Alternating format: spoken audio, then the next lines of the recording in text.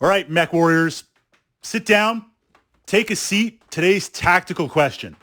As a mech warrior, when do you make a tactical withdrawal? When do you say my machine has taken enough damage that now it's going to really become critical and I'm either going to become incapacitated or worse, destroyed and unable to continue on, joining the ranks of the dispossessed? So some tactica from a game some time ago. It was a recon mission. I had my mechs moving about the map, and hidden at various points were powered down machines. Now this was inner sphere tech. No probes, no advanced knowledge, and I sent a couple of light mechs out, a Spider and a Stinger, to scout things out. I kind of had a pretty good idea tactically where they would be.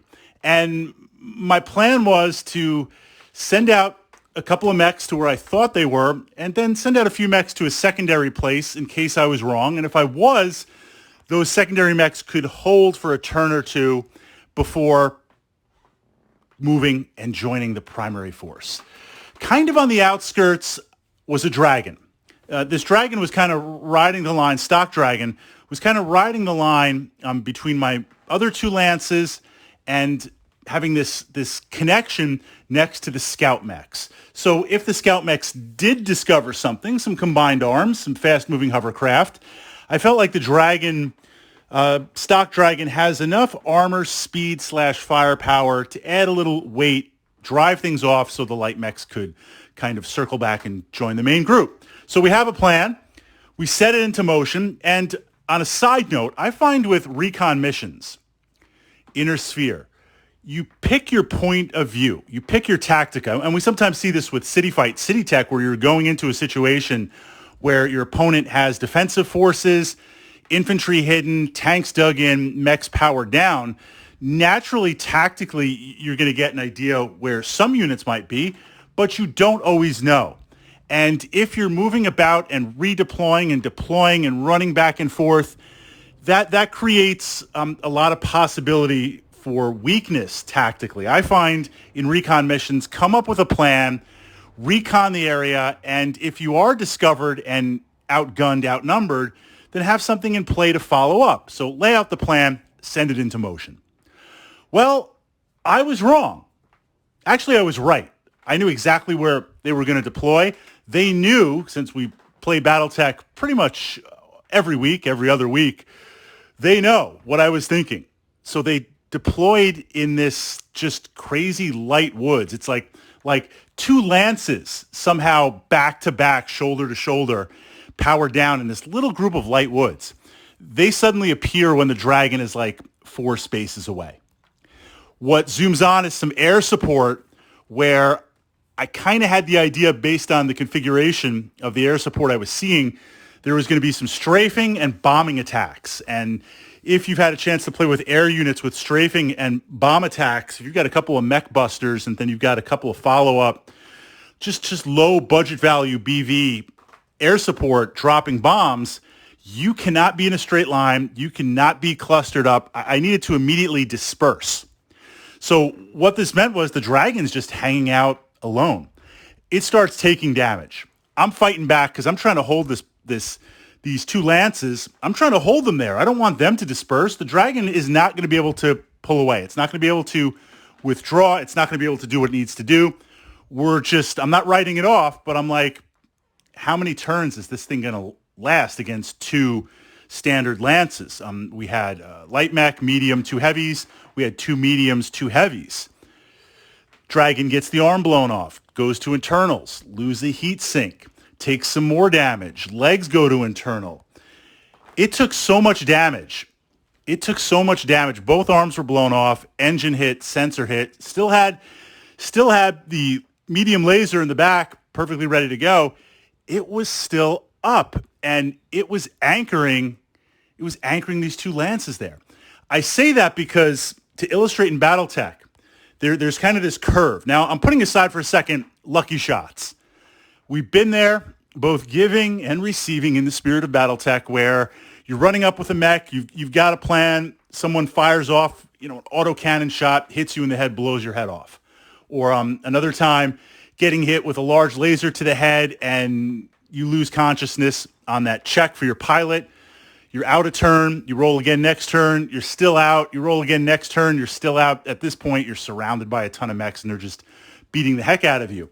That stuff happens in Battletech, and I bet you could remember it like that. But the dice being the dice, put that aside for a moment. On average with Battletech, of course, based on the weight classes, we kind of see this really once you start entering to the midline and heavier line medium mechs. You start taking damage, and based how things transfer, you'll start losing arms. You'll take some damage to the legs. If you get a leg blown off, you can still prop yourself up. You're going to take some engine hits. You're going to take some gyro hits. These machines can take a ton of punishment. The Dragon survived the conflict. The Dragon technically survived the conflict, but it was so damaged. Engine hit, gyro hits, leg gone, arms gone, weapons gone, heat sinks gone. Just the mechanics of the sensors and the head were fine. I think you're just going to take that head off and pop it on another Dragon. There was really nothing to salvage, and for all intents and purposes, the Mech Warrior, I won't say would join the dispossessed, probably sell what little salvage there is and buy a Locust. Be interesting to see, looking back at that battle, what the C-bill conversion would be if I scrapped that mech, because it was really messed up. It would take generations to try to possibly rebuild, and that's kind of an interesting storyline. But what you're going to see is these machines will take tremendous amounts of damage, and at some point now it becomes critical. Now, I followed up with some Battletech Tactica. Losing a mech, let's put aside playing in a campaign for a moment. Let's say you're going head-to-head, and we're just going to see what happens. Losing a mech is a problem because you start at the start of the game, you've got X number of weapons on the table in different range brackets. If you're a medium, heavy, or assault mech, a lot of those weapons are mounted on these machines. You lose a machine, now you lose all of those weapons. If we think about a lance working together, we want to have overlapping fields of fire or coverage. So maybe I have my heavies and assaults center and my light mechs a few hexes over to the left and right, and I can torso twist as I advance. So this way, if a light mech is trying to make an end run or get behind me or something, there's overlapping fields of fire. You lose a mech, you lose that possibility. It becomes harder from 4 machines down to 3. Or if it's 2, because it's part of a side lance, now you're down to 1. But the biggest thing is the loss of initiative. As soon as you start losing stuff, you lose initiative. And that makes it easier to be surrounded. Or worse, it forces you to move a piece when you don't want to necessarily move it. And even winning initiative, you can still lose initiative by the movement. So losing a mech is pretty significant. It's better to keep it up and keep it alive and at least retain the initiative point as opposed to getting it destroyed. So when do you tactically withdraw? Now in the rules, we've got that framework. In the rules, you can play with forced withdrawal. This idea, Knights of the Realm, Battletech, respect among mech warriors. You can play the game, I think it's in the Total Warfare. I don't think it's in the core book, where if you take damage that goes to your torso, to your internals, then you automatically have to start walking backwards off the table or moving to exit the table. You can still fire, but you have to keep moving. And your opponent will sometimes let that happen. Or if you lose a leg or you've taken significant damage, you can literally power down. Now in the narrative, they might capture you, ransom you, but you're still in that game. I would say for the most part, unless it's Total Warfare, most skirmishes in the Inner Sphere, mech warriors are respected, and mech loss, while common, is not that common. But we're playing head-to-head. We're just playing no mercy, no quarter, none asked, none given. So you start losing the arms. What I like to look at is, of course, it's going to depend on the mech. If I'm an all-energy mech, the really only vulnerabilities that I have are the sensors, the gyro, and the engine. I could take some leg damage. I could take some foot or hip damage, but I still have that mobility as long as the leg is attached. If not, then I prop up, I can stand up. The big thing is engine hits and gyro hits. Gyro for movement, but also because you can only take so many. Engine hits because you can take so many and it generates heat. So as long as my arms are up, if I lose the arms and now it transfers to the torso, I have to look. Do I have ammo? I don't want to core out. I don't want to take a hit to the ammo and get destroyed with it exploding. I mean, like 50 machine gun rounds, just do the math transfer and the way things radiate out, damage transfer, you're going to explode. It just explodes absolutely everything. You could dump the ammo. You could look and say at the beginning of the game, if it's machine guns, do I need the full round? I mean, it calculates the battle value, but I could go in with, 50 shots each and 20 shots and dump the rest. So dumping is a possibility, but with autocannons and missiles, usually I find you don't want to dump that. If I'm running an archer or a longbow, I'm not looking to dump my ammo. I'm looking to expend all of it in the game. I'm looking to fire every single turn and try to keep you at range. So ammo dump is not always a possibility if it's a dedicated autocannon or missile boat. If it's a kind of a mixed bag, you could possibly do that. If you're a Warhammer and you start taking some damage, look, you've got lasers, you've got your PPCs, you could dump the missiles, you could dump the machine guns and keep that going. So we need to kind of look. That's why a lot of players will look at an energy mech, something like the awesome mech. Yes, it's an assault mech. Yes, it's got a ton of armor, but that is a force multiplier because it is all energy-based. You've got those PPCs and you've got that small laser in the head. You can push out a lot of damage, take a lot of damage, and if it goes to internals, you're not going to explode. So ammo location is big. Can I dump the ammo? How does that affect things? If I'm primarily an ammo-based mech and I start taking damage, if I dump the ammo, now it's cut my ability for damage output at least in half. The other question is just how surrounded am I? Can I calculate if it's mech to mech or 1-on-2? Then if I, at that point, switch defensive. I'm always trying to hit you. I'm trying to keep my numbers down, keep my modifiers down, keep you out of cover so I can hit you. But if I'm damage transferring in and I've lost an arm and it's gone to internals and I've lost the heat sink and now it's transferring out to the core, center torso, and I'm like, look, I'm going to take engine hits, gyro hits, then things really start to switch where I want to be moving the most that I can. I want to be utilizing cover. I mean, I normally do that. Yes, absolutely. But that becomes the priority of staying up. And if that means the weapons I shoot at you with, if I need, 6 and 7s to hit you, and now it's boosted up to 9s and 10s or 10 plus, that's an okay trade-off because I'm still firing something and I can roll legendary or roll hot or get lucky, and you haven't destroyed me. That initiative point is up. So you're taking that damage and it's transferring, knowing when to withdraw or not.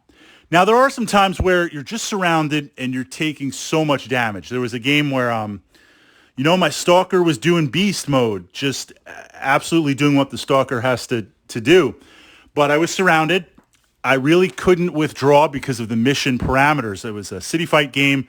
I had this great position at the crossroads. I had my Stalker there and some infantry just as an anchor point as I was moving along the flank and doing some other things.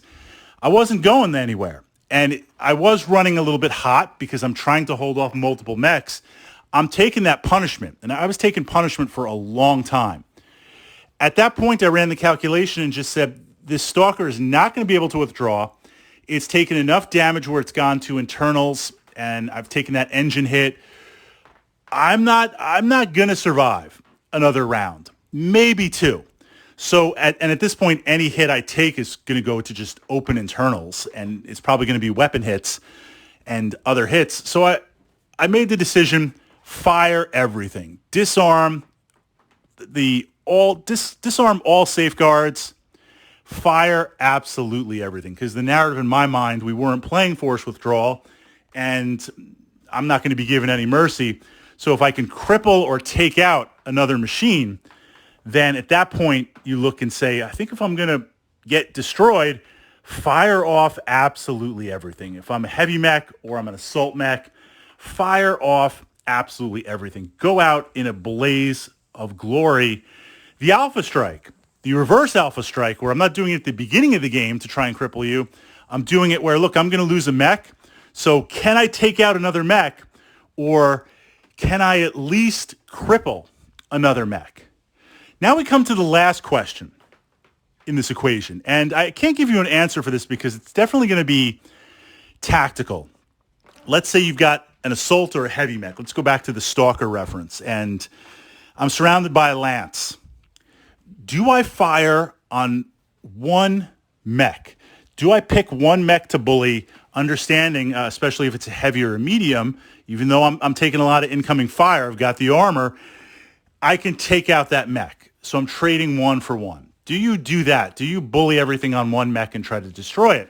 Or if you realize you're at that anchor point, do you say to yourself, I'm going to lose this machine, but if I can cause a little bit of damage on every other machine around me, every other mech around me, and again, putting aside lucky headshots and lucky crits, if I can do some damage, 25% to each mech coming against me, tactically, is that better? So when I go, at least these other machines are now weakened. So as I bring in my tanks, my infantry, my other lances, my second wave, they've been weakened. They've been whittled down a little bit.